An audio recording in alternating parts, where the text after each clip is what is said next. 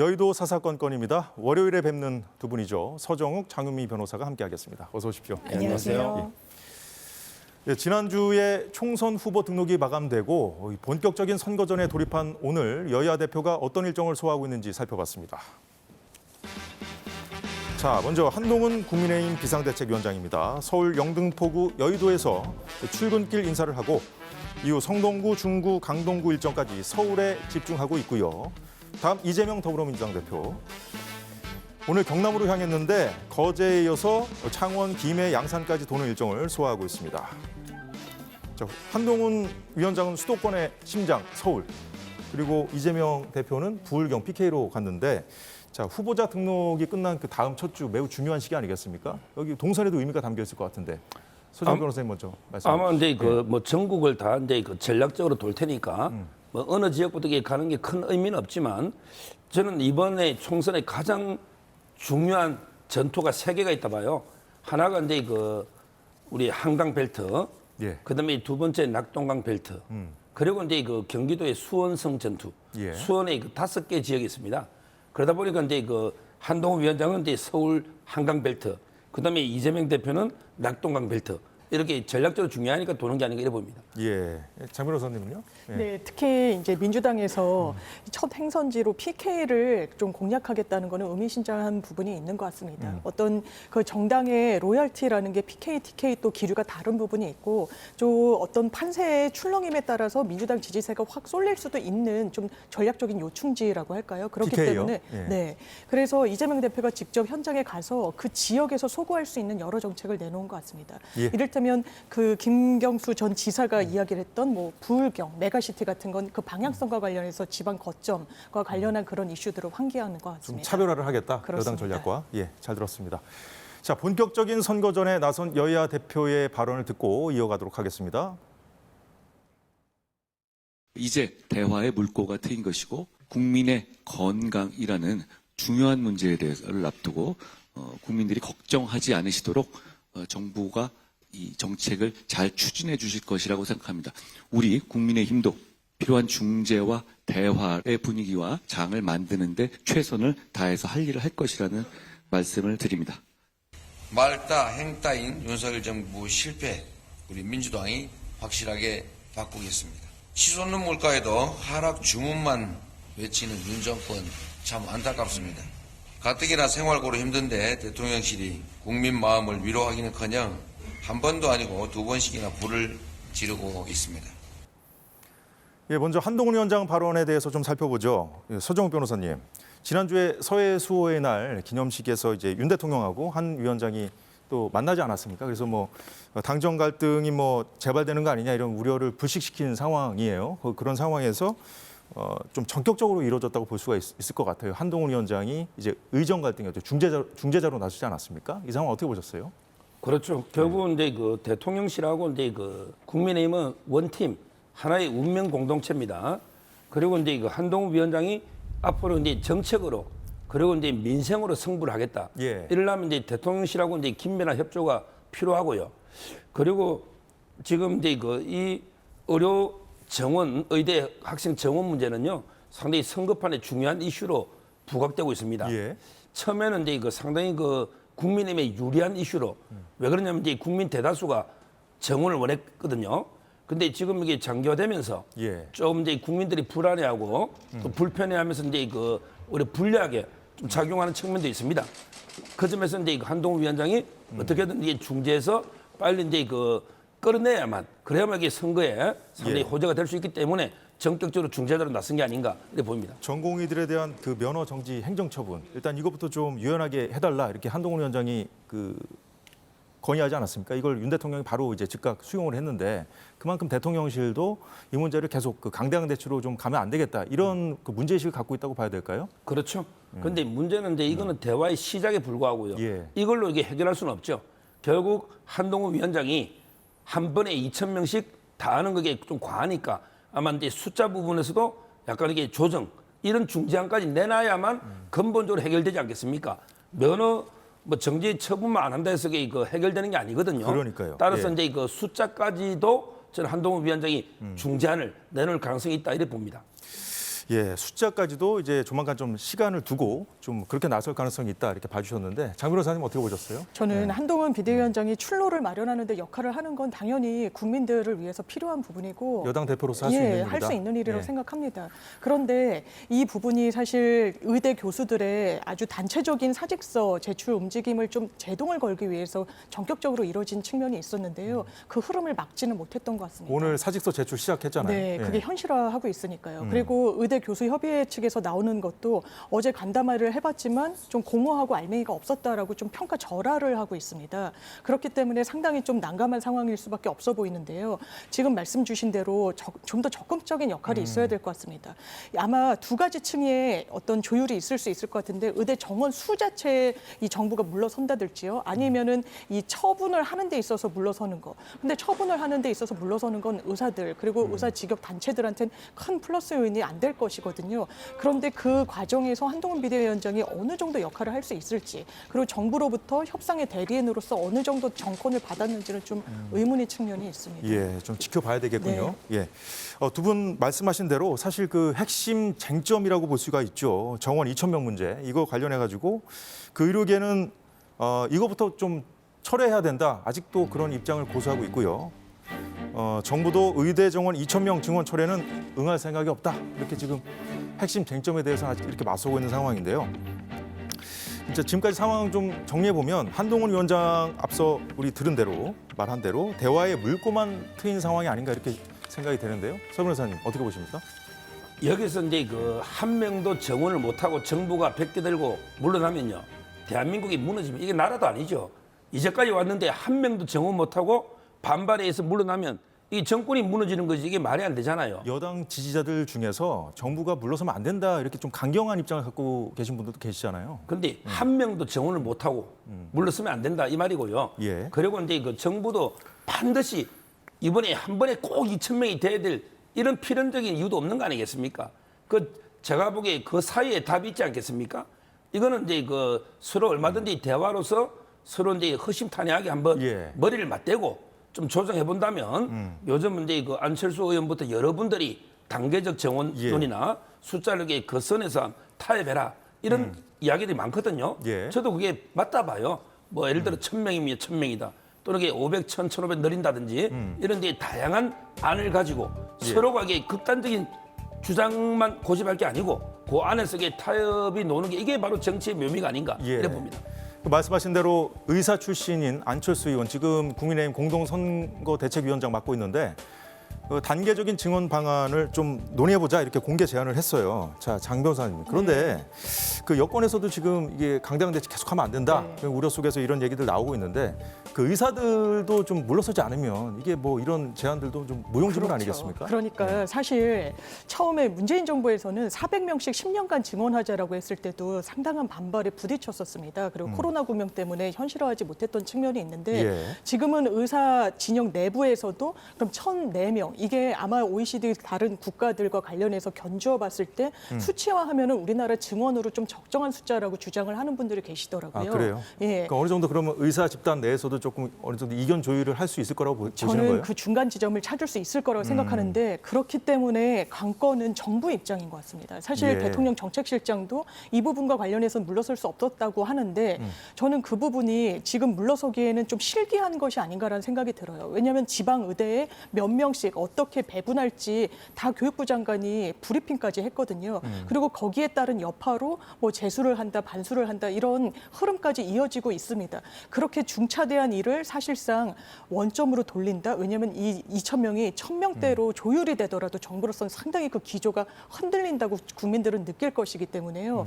이 부분에 대한 조율이 참 쉽지는 않은 게 지금. 근데 막상 그런 이제 것 또 같습니다. 중재에 나서지 않으면 또 야당에서는 중재 안 한다고 또 뭐라고 할 거 아닙니까? 이제 중재에 나섰다는 좀 의미를 좀 부여할 좀 측면도 있지 않을까요? 이미 네. 대통령께서 협의체를 만들겠다고 했고 그 부분을 한동훈 비대위원장의 건의를 받아서 하겠다고 한 부분은 상당히 긍정적으로 보이고요. 그렇다면 협의체와 관련해서도 예. 진정성 있게 정부도 좀 한 걸음 뒤로 빠질 수 있는 그런 준비를 하고 나서는 협의체가 돼야 될 것 예, 같습니다. 말씀 잘 들었고요. 자, 앞서 들은 발언 중에 이재명 대표가 한 얘기 또 한번 살펴보죠. 바로 물가였습니다. 요즘 연일 고물가 문제가 현 정부 탓이라고 공세를 펴고 있는데 그러면서 꺼낸 공약이 국민 모두에게 1인당 25만 원을 지급하겠다는 것이었습니다. 여당에서 비판이 이어졌는데 잠시 영상 보겠습니다. 민생경제 심폐소생술이 필요할 때입니다. 민주당은 민생경제 비상사태 해결을 위해서 국민 모두에게 1인당 25만 원, 가구당 평균 100만 원의 민생회복지원금 지급을 제안합니다. 기초생활수급자와 차상위 계층 같은 취약계층들의 경우에는 1인당 10만 원의 추가 지급을 추진하겠습니다. 특히 전에 코로나 때 재난지원금을 그랬던 것처럼 민생회복지원금도 지역화폐로 지급하도록 하겠습니다. 재정 파탄을 초래하는 인기 영합적 퍼주기 재정 중독증은 마약과 같아서 끊임없이 재발하며 정말 끊기가 어려운 것으로 보이며 포퓰리즘 공약의 끝은 바로 나라를 베네수엘라처럼 도탄에 빠지게 만드는 것입니다. 돈을 풀면 물가가 오를 것 같습니까? 내릴 것 같습니까? 아주 단순한 계산 아닌가요?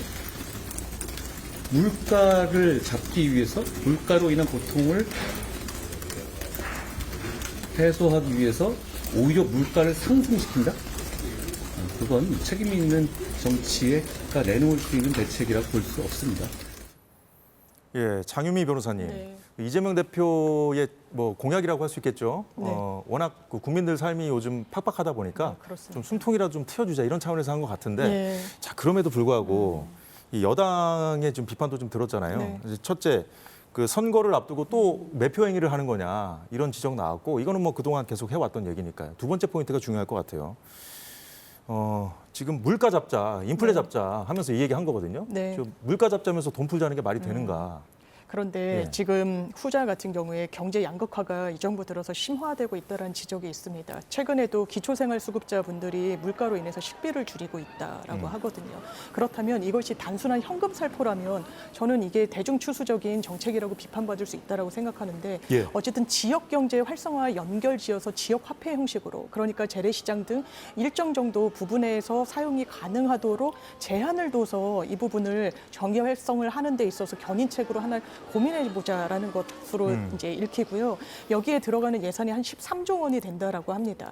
작년에 우리나라가 세수 결손이 상당히 많았던 것도 사실입니다. 근데 대통령께서 추진하겠다고 하는 여러 민생 현안 그런 지원 방책을 보더라도 한 100조가 된다는 게 추계 내역 아니겠습니까? 그 부분과 비교해봤을 때 충분히 우리한테 현실 가능한 대안으로 이렇게 정책을 제시한 것으로 보입니다. 예. 사실 이 얘기하면서 이재명 대표가 뭐 대통령이 없는 게 나았을 것이다. 내지는 뭐 여권을 향해서 무식한 양반들이라고 해가지고 또 이거 가지고 좀 막말 논란이 일고 있더라고요. 근데 이 얘기를 왜 드렸냐면은 윤희숙 전 의원이 돈 풀어서 물가 잡는 것이 맞느냐 이렇게 역공을 취하면서 이재명 대표에게 이재명 대표가 오히려 바보다 이렇게 직격을 하기도 했어요. 어떻게 보셨어요? 뭐 저는 이재명 대표는 이제 왜 선거 때만 되면 이게 민생이 어렵다고 하죠? 민생이 꼭 선거 때만 어렵고 선거 없으면 민생이 좋습니까? 그러면 이게 선거와 관계없이 진짜 어려우니까 좀 풀자고 미리 이야기하면 안 됩니까? 꼭 선거 며칠 전에 임박해서 푼다. 이게 타이밍이 저는 안 맞다고 보고요. 예. 그다음에 우리 민주당의 정책을 보면요. 경제 주류 이론하고 전혀 안 맞다 봐요. 문재인 대통령의 소득 주도 성장도 소득 임금 올려주면 경제가 발전 이게 말이 됩니까? 이번에 이재명 대표의 기본 소득론 시리즈도 이게 전혀 안 맞고요. 그다음에 우리 경제학 처음에 배울 때 인플레이션과 물가 관계를 배우잖아요. 예. 아무래도 이게 통화를 풀면 인플레이션 물가가 오르는 건 상식 아닙니까? 전역에 안 맞는 정책을 저는 추진하고 있다. 이렇게 보이고. 예. 그래서 아마 이제 윤희숙 의원은 진짜 경제 전문가입니다.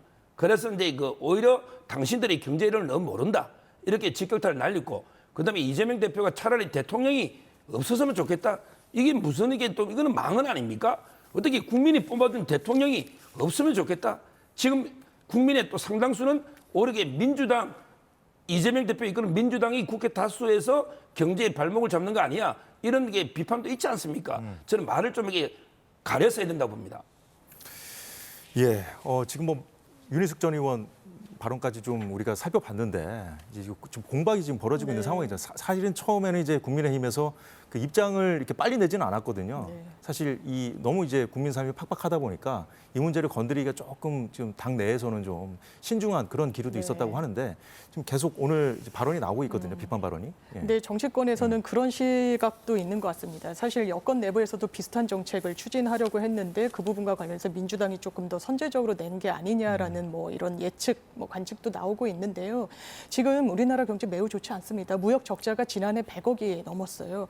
이거는 경제 성장률도 1%에 머문 거는 유례가 없는 일입니다. 그래서 많은 전문가들이 확장 재정도 이야기하고 있습니다. 추경이 필요하다고 진단하는 목소리도 많습니다. 물가 이 한 부분에 초점을 맞췄을 때는 13조가 풀리면 물가 물론 상승하는 그런 요인으로 작용할 수 있겠지만 전반적인 거시 경제를 좀 봤을 때 이 부분이 과연 서민 경제에 어떤 플러스 요인으로 될 것인지 아니면 지금 국민의힘에서 이야기하는 것처럼 뭔가 마이너스가 될 것인지 저는 전자일 측면이 있다고 생각하고요. 지금 사실 그 4개월 만에 국제유가도 최고치를 찍었고 대외 경제 환경이 너무 안 좋지 않습니까? 그리고 이 물가 뭐 이런 문제는 현 정부 탓을 지금 야당에서는 하고 있는데 전 정부에서 그 현 정부로 이 정부 간에 좀 이어지는 그런 부분이 현실도 있죠. 감안을 해야 되지 예. 않겠습니까? 그런데 벌써 예. 집권 몇 년 차입니까? 지금 한 3년 차에 접어들고 있지 않습니까? 저는 전 정부 탓하는 거는 더 이상 국민들께는 소구력이 없을 거라고 생각합니다. 물론 어떤 세수와 관련해 가지고 전 정부 탓을 하는 그런 뭐 국고와 관련해 가지고 최근 정부 인사들의 어떤 발언들도 있지만요. 그걸 언제까지 지금 전 정부 탓으로 해서 물가 고공행진 잡지 못하는 것도 근데 야당이 이야기를 자꾸 할수 현 정부만 있겠습니다. 탓하니까 아, 그렇게 하는 거 야당이요? 아니겠어요? 예. 집권 여당은요, 무한 책임을 지고 국정 운영을 하는 겁니다. 그리고 민주당이 발목 잡는다고 이야기하시는데요. 그러면 입법 협조를 받기 위해서 대통령이 당대표 최소한 한 번은 만났어야 되는 거 아닙니까? 그런데 한 번도 만나지 않고 발목 잡는다고만 이야기하면 그건 정치적 투사지 누가 진실성 있다고 생각하겠습니까? 그 이제 특정 그 정권에만 이렇게 좀 화살을 돌리기보다는 어쨌든 여야끼리 좀 맞습니다. 맞대고서 이렇게 예. 하는 것이 아마 좀 지금 문제를 좀 해결할 수 있는 어떤 합리적인 방법이 되지 않을까 싶은데요. 서 예, 변호사님. 지금 이제 저 통계를 가져온 게 그 G20 있죠. OECD 중에 G20. 예, 예. 작년에 그 물가 상승률이 평균이 6.0인데요. 우리는 이제 3.4입니다. 우리가 이게 G20보다 한참 아래예요. 그다음에 올해 예상은 G20은 4.8인데 저희는 2.6이에요. 이 말은 이제 전 세계적으로 코로나 위기 오면서 돈을 그냥 이게 달러로 그냥 찍어서 뿌려버렸잖아요. 그러다 보니까 이게 전 세계적으로 인플레이션이 심각한 문제가 된 건 맞고 우리는 예. 이게 통계학적으로 보면 낮은 거고요. 그다음에 그때 우리 코로나 한다고 문재인 대통령 때 그때도 아마 선거 전으로 기억나는데 100만 원씩 뿌렸는데 근데 지금 와서 이게 나라 빚만 늘었지. 근데 경제가 살아났습니까? 지금 이게 어렵다고 또 어렵다 하잖아요. 저는 과연 이게 실질적으로 얼마나 효과가 있었는지 오히려 이게 국가 부채만 늘어난 건 아닌지 이런 것도 이게 검토가 필요하다 봐요. 예, 잘 들었습니다. 자, 국민의힘은 금융투자소득세, 금투세 폐지 공약을 다시 한번 내걸었는데요. 관련 발언들 듣겠습니다. 민주당이 극력 반대해서 통과되지 않고 폐기될 상황입니다. 이번 총선에서 금투세 폐지의 발목을 잡고 있는 민주당을 반드시 심판하고 국민의힘이 금투세를 폐지할 수 있도록 힘을 실어주시기 바랍니다. 도입이 여야 간에 합의됐던 그런 사안이었습니다.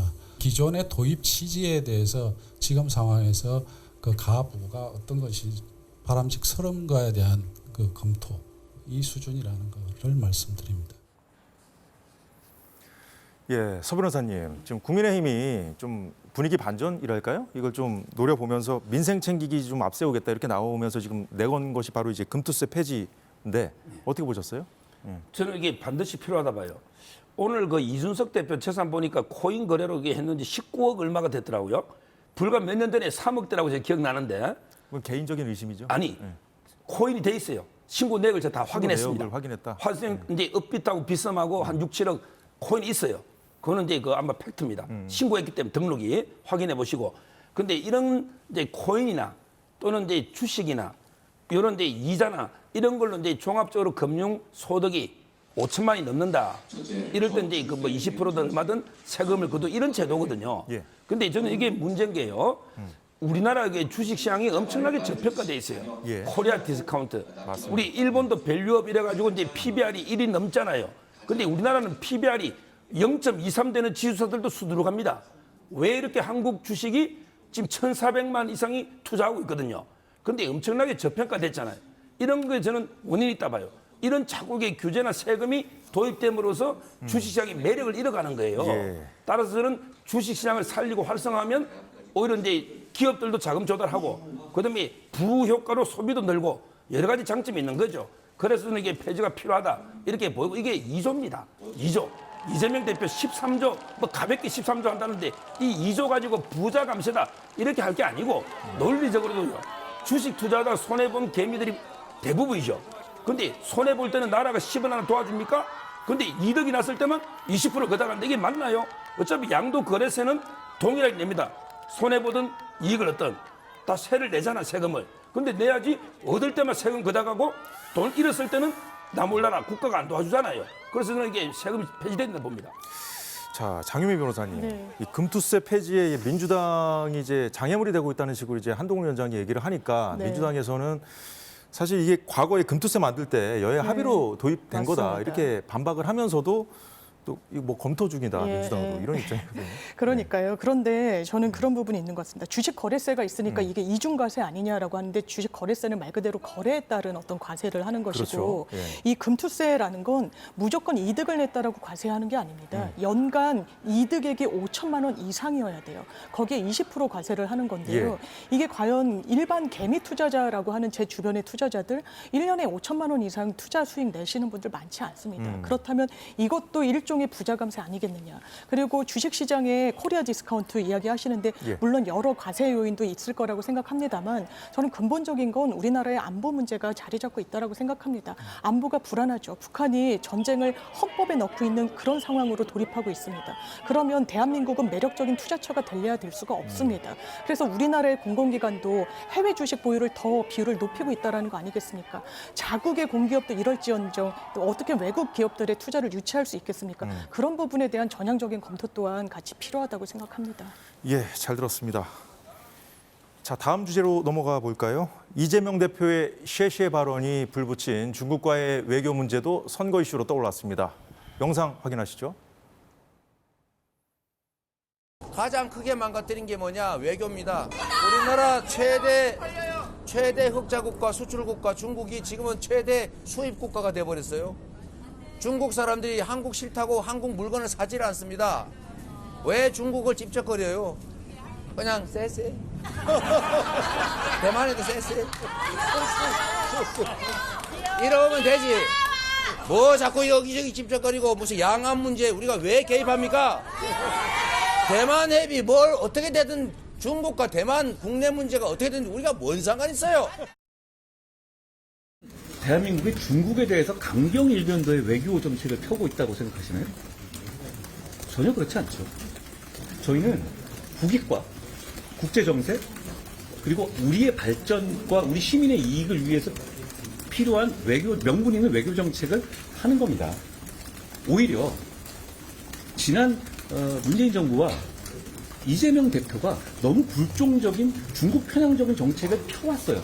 아직까지도 이재명 대표나 민주당이 갖고 있는 어떤 그 중국 일변도 그리고 중국에 대해서 불종적인 태도 이 부분이 극복되어야 한다고 말씀드리는 겁니다.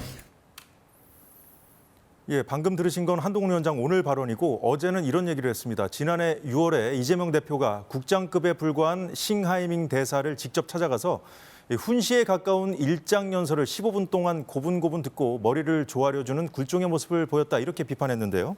한중 관계가 많은 어려움에 부딪혔는데 그 책임은 중국에 있지 않다. 중국의 패배를 베팅하는 이들은 나중에 후회할 거라는 당시 싱하이밍 대사의 말을 상기시키면서 협박에 가까운 발언에 이 대표가 한마디 반박도 못했다고 꼬집었습니다. 자, 이건 서정욱 변호사님께 먼저 여쭤보죠. 자, 이재명 대표, 예, 말씀하시죠. 지금 이제 그 두 가지 장면인데 그 작년에 6월 달에는요. 딱 이 손을 딱 손깍지를 끼고요. 한 15분간 이렇게 고분고분 들은 거는 이제 그 협박 발언을 한 거예요.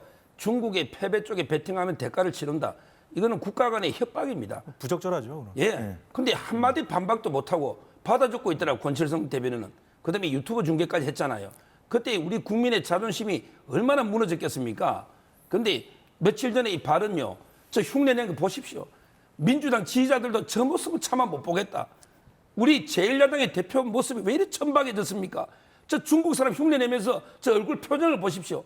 저걸 보고 이게 우리 참담한 우리 얼마나 부끄러움이 듭니까? 자괴감이 듭니까? 우리 야당의 대표가 저렇게 중국 사람 흉내를 내면서 쉐쉐쉐쉐 이래야 됩니까? 즉 역으로 한번 보자고요.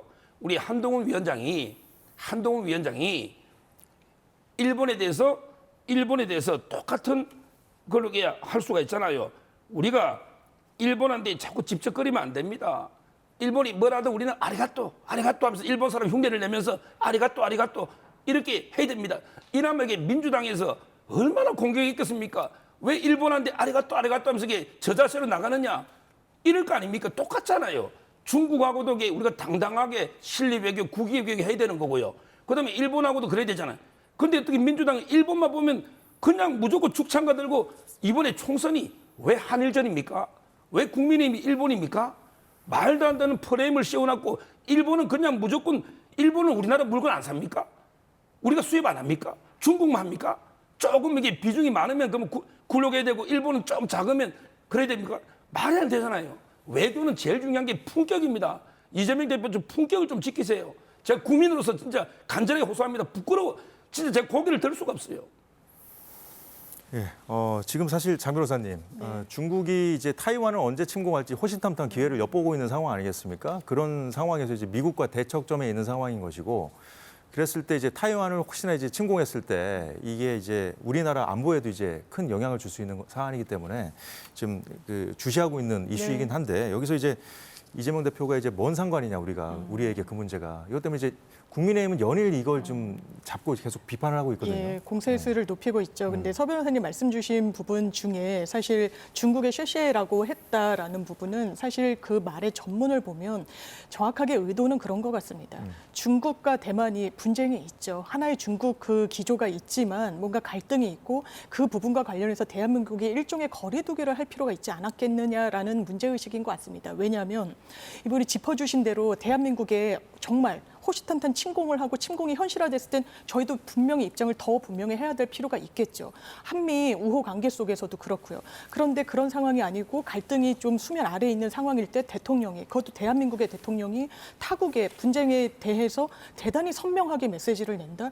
이게 국익에 도움이 되냐라는 겁니다. 그래서 중국의 쉐쉐, 대만의 쉐쉐, 이러니까 하나의 거리두기를 제대로 하고 전략적인 모호성을 취하는 것이 이 정부에 들어서는 너무나 외교가 선명했기 때문에 오히려 국익에는 저해가 된다라는 비판도 있었기 때문에 그 맥락에서 얘기하는 게 맞는 것 같고요. 인상평에 대해서는 동의하지 않지만 별도로 말씀드리지는 않겠습니다.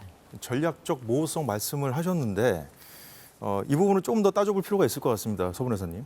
지금 이제 그 대통령이 윤석열 정부가 뭐라 했냐면 힘에 의한 현상 변경은 반대한다.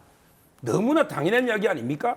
지금 이제 국제 질서가 규범에 의해서 움직이는데 힘에 의해서 무력에 의해서 현상 변경되는 거 이거 반대해야 되는 거 아닙니까? 자, 러시아가 이제 우크라이나를 침략했죠.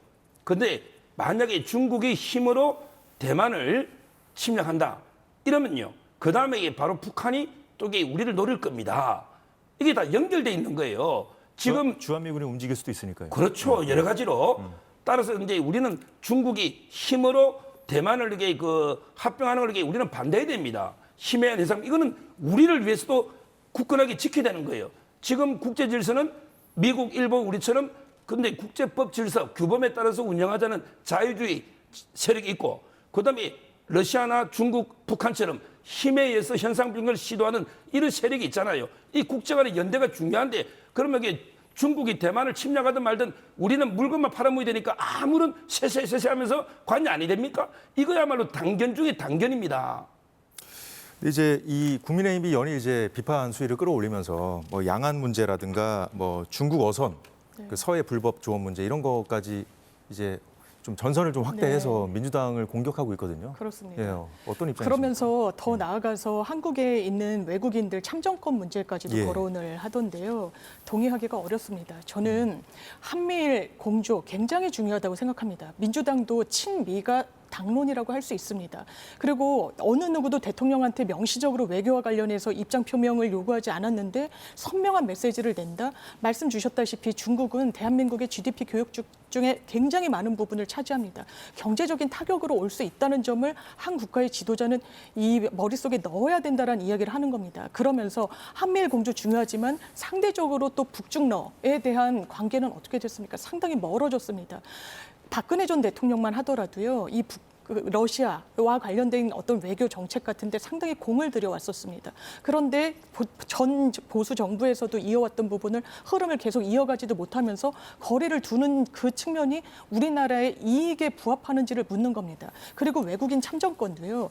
이 부분 총선의 이슈로 가져오는데 총선에 선택할 수 있는 참정권 외국인들에게 부여되지 않습니다. 지방선거에 한정해서 영주권을 획득하고 3년이 지나야 본인도 지역의 일원이기 때문에 참정권 주는 겁니다. 그런데 이거 중국 혐오의 어떤 기대여서 주면 안 된다. 중국인들이 투표하는 게 맞느냐라는 걸 과연 공당이, 집권 여당이 공약으로 내세우는 게 맞느냐 이런 생각이 많이 듭니다. 지금 뭐 쭉 얘기하시면서 중국인 등 그 외국인에 대한 어떤 그 참정권 부여 이 문제도 좀 짚어주셨는데 서정욱 변호사님도 이 문제 좀 일가견이 있으시죠? 한마디로 이제 가장 중요한 거는요. 참정권은 상호주의입니다. 상호주의. 우리가 주면 중국도 주의 되는 거예요. 그러니까 일본하고도 마찬가지예요. 일본에도 우리 교포가 얼마나 많습니까? 근데 일본은 우리 그 교포한테 참정권 안 주는데 우리만 주면 우리 바보입니다. 지금 이제 우리나라 국민이 중국 갔을 때 참정권이 있습니까? 저는 상호주의가 그만큼 이렇게 나라 사이에서는 중요하다. 그 점에서 저는 지방선거에 중국이 우리한테 주지 않는 이상은 우리도 폐지하는 게 맞다고 봅니다. 국민의힘이 왜 이 문제까지 거론하고 있는 걸까요? 실제 이제 그 중국 아마 경기도 선거에 김은혜 후보가 이제 아슬아슬 패한 것도요. 상당히 중국 그 지방 선거는 이제 투표권이 많잖아요. 아무래도 이제 그 중국에서 오신 분들이 상당히 진보 성향, 민주당 지지성이 많으니까 아마 이제 국민의힘에서는 그 피해 의식이 있는 거죠. 그리고 이제 최근에 또 중국에서 우리 선거에 개입하는 의혹이 있지 않나 이런 게 많은 의혹도 제기하는 분들이 상당히 있기 때문에 아마 이제 국민의힘은 민감하게 받아들이는 거예요. 예, 대중국 이슈까지 잘 살펴봤고요. 오늘 여의도는 여기까지 하도록 하겠습니다. 장윤미, 서정욱 변호사였습니다. 고맙습니다. 감사합니다.